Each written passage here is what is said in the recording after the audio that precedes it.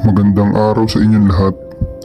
Ang kwento natin ngayong araw na ito ay tungkol sa isang car wash shop sa Pasay.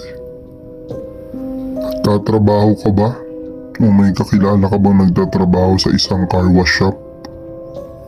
O na-experience mo bang magpa-car wash ng sasakyan mo dito?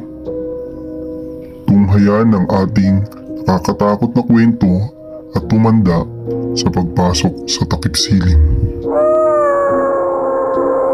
Magsisimula ang ating kwento sa isang binatilyong nagngangalang Jason. Tubong probinsya ng Negros si Jason. Bata pa lang pangarap na niyang makaluwas ng Maynila. Minsan kasi ay may mga kakilala siya doon sa probinsya nila na nakaluwas na ng Maynila na kapag dumarating sa kanilang lugar ulit ay nagkukwento ng kanilang mga experience sa Maynila. Tuwang-tuwa siya sa mga kwento ng mga ito. At dahil sa pagiging panganay ni Jason sa 5 magkakapatid, ay di na niya nagawang makapagtapos pa ng pag-aaral dahil sa hirap ng buhay. Ulila na siya sa ina, kaya siya lang ang inaasahan ng kanyang ama na makatuwang sa pagtatrabaho para sa kanilang pamilya. Bukod pa dun may sakit pa ang kanyang ama na nagiging dahilan kaya minsan ay halos wala silang kainin sapagkat di naman sapat ang kinikita nito para sa kanilang lahat.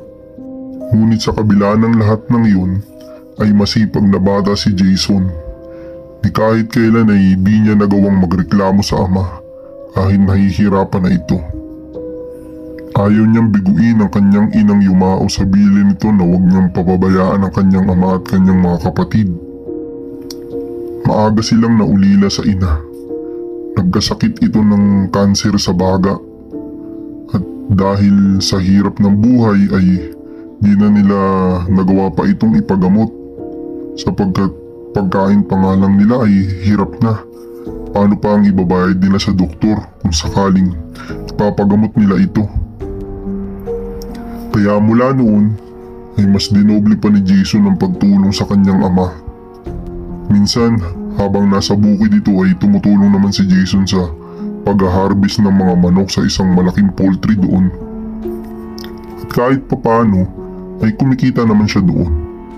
Kung minsan naman ay